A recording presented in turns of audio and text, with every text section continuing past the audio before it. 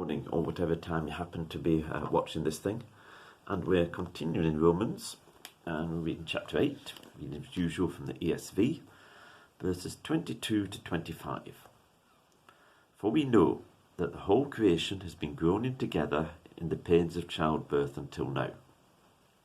And not only the creation, but we ourselves, who have the first fruits of the Spirit, groan inwardly as we wait eagerly for the adoption as sons, the redemption of our bodies. For in this hope we were saved. Now hope that is seen is not hope, for who hopes what he already sees? But if we hope what we do not see, we wait for it with patience. So there's a big emphasis. Well, there's emphasis on two things here. Primarily it's on waiting and hope. Also, again, it's about creation. And there's a very close bond between creation and humanity. Now, if you look at the world, you see an awful lot of emphasis on the environment, the climate, particularly climate change stuff and zero carbon and what have you. But there's a fundamental difference in the way that the Bible looks at things and the way that a lot of the world often looks at things.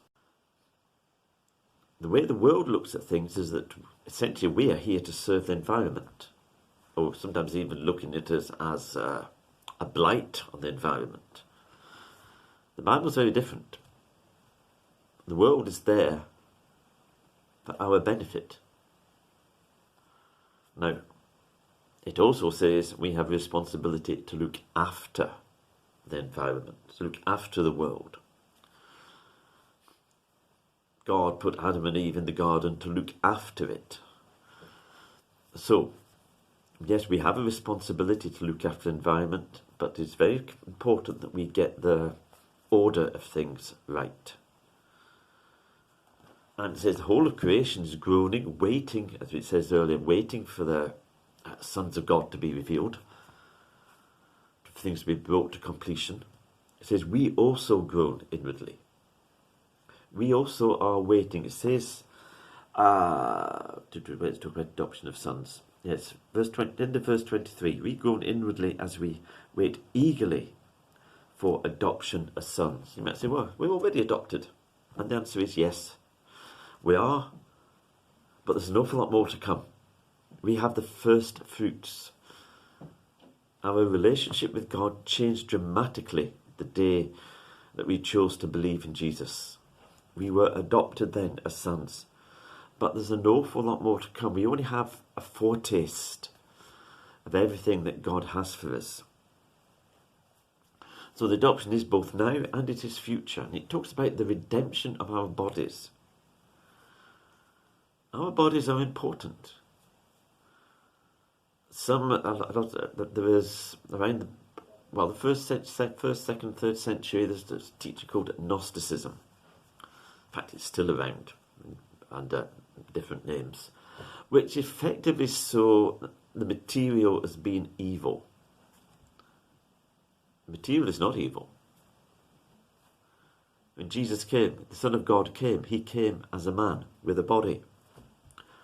When he was raised from the dead, he was raised with a body. It was not just a spiritual resurrection.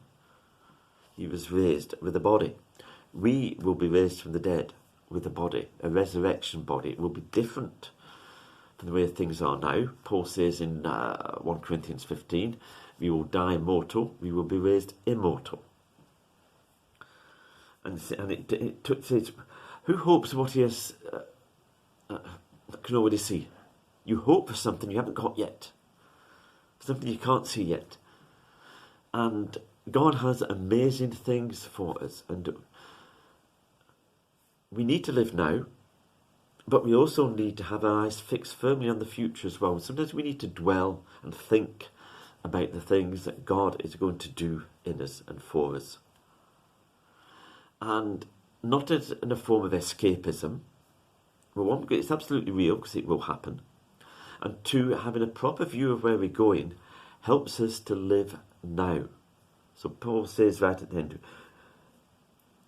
but if we hope for what we do not see, we wait for it with patience. So we live our lives today knowing where God is taking us, knowing what he is planning to do in our lives.